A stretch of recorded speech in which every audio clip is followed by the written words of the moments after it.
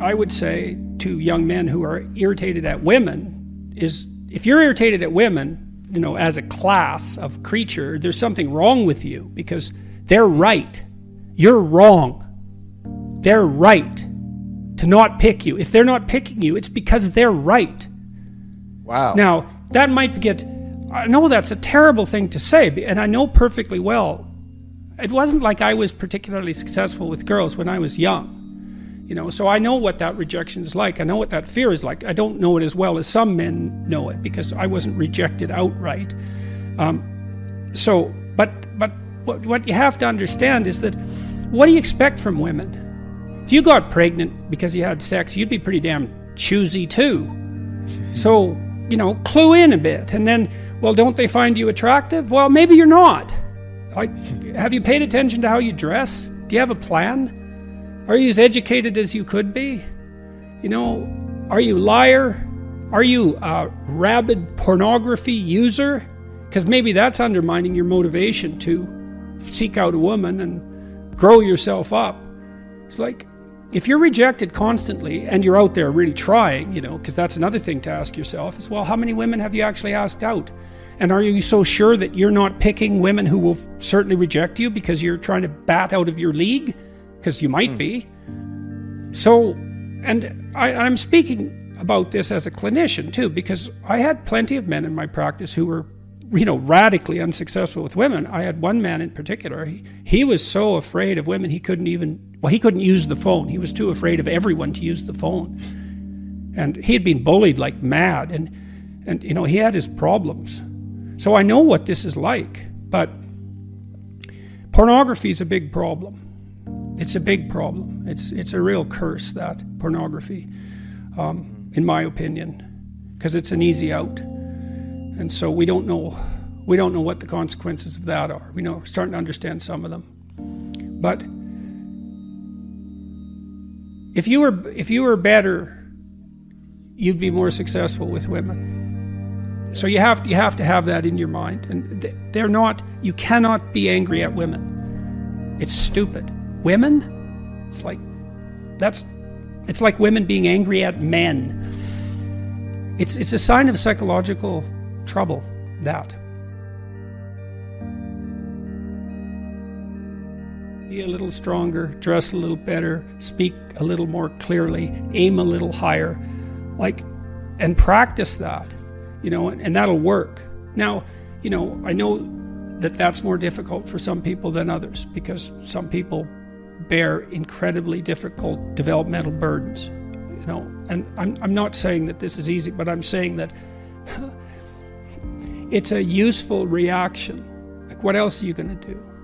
What else are you going to do? Complain about women? I've seen that in men. I went out with a group of men who were having trouble with their wives, and they'd gone off to this couples retreat, and it was mostly rubbish, although they were trying a bit to get their lives together. And I spent a whole day with them. There were 3 of them, and one of them was a guy that I'd known for quite a while, and every single word he said was a lie.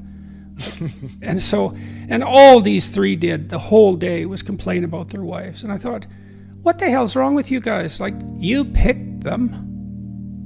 They're these women you picked, and maybe they have their flaws, but they're your wives. And that's how you talk about them? And you think they're the problem? You're so dumb that you don't even know that you shouldn't badmouth your wife. Just because she's your wife. When Tammy and I got married, we had a discussion about that. It's she has her flaws and I have my flaws, but I'm her husband and she's my wife, and there's a certain respect that goes along with that category, if you have any sense. And so that's an extension of the same thing. It's best to look to yourself. Now and then you can, things have gone rotten in society, and you have to bear your responsibility. You have to address that at a social level and a communal level. But fundamentally, it's and you do so much less harm if you look to yourself first as the problem. And believe me, you're plenty of problem for you. You're all the problem you need for you. That's for sure. We can't have a discussion about pornography. It doesn't look to me like pornography is really a very good idea. I don't think it's helping anyone. Now, there might be codicils to that, freedom of expression, some potential educational utility, the pleasure that's a consequence of sexual utilization of pornographic material. But I would still say, seeing all that it's not a net social good. It doesn't do the people who produce it or who consume it any good. And I don't believe that anyone feels like a better human being after utilizing pornography for sexual gratification. Now, you might say, well, that's because they've been shamed about sex since they're born, and that's a consequence of our crooked culture. And, in a utopian world, we wouldn't have that shame. And no, it's way more complicated than that. And I read something in one of the YouTube comments in my video the other day. I was talking to Abigail Schreier about the apparent fact that today's teenagers are having much less sex. One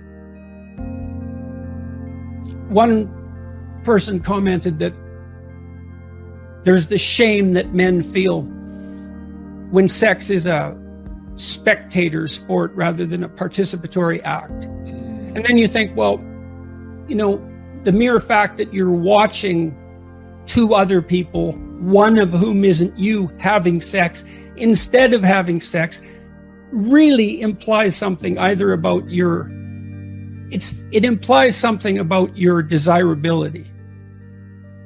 It's pretty hard to shake that, isn't it? Or your courage. Why is it that you're sitting there alone at night with your laptop on your lap? What the hell's wrong with you? Well, nothing. It's just we should dispense with sexual shame. It's like, no, probably not. That's probably not the answer.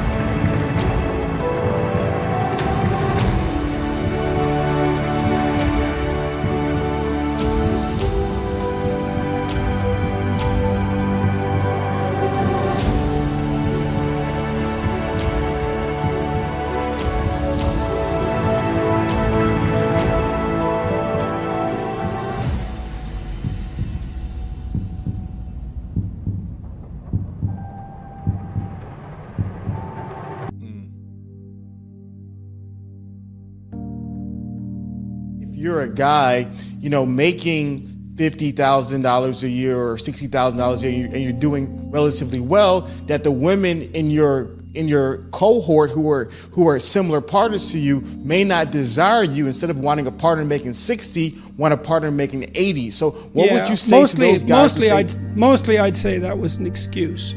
But I wouldn't go farther than that because, I don't know how to answer those questions in some ways at a collective level, which is why I focus on the individual. If someone came to me and told me that, the first thing I would do is listen to them for like 10 sessions, just to find out what they're thinking and to find out what the problem actually is, because they think they know what the problem is. It's these picky women, and that could be the problem. For them, it might be. Maybe there's a demographic issue or community issue that I don't understand.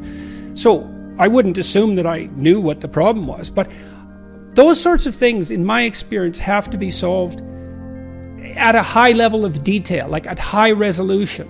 So let's say you are having trouble finding a mate, and you think, well, I'm reasonably symmetrical, I'm in decent physical condition, I'm young, I have a decent salary, but still, okay, well, that's a deep dive issue. I don't know what's wrong. We'd have to talk about that. And I do mostly listen. It's like, you seem okay.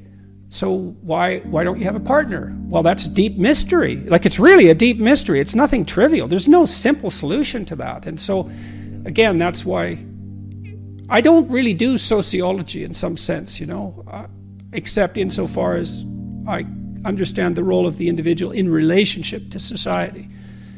So I would say to someone like that, practically, if you want to do something, go see a cognitive behavioral psychologist and take the problem.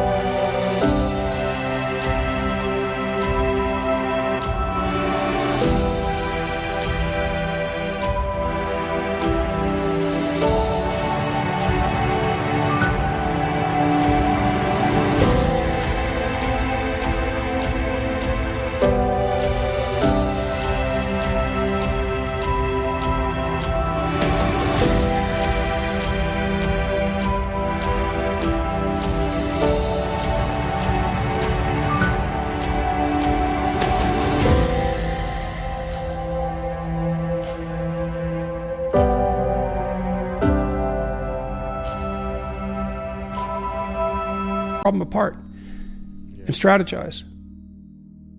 You have to particularize your problem. Why can't men find women to date?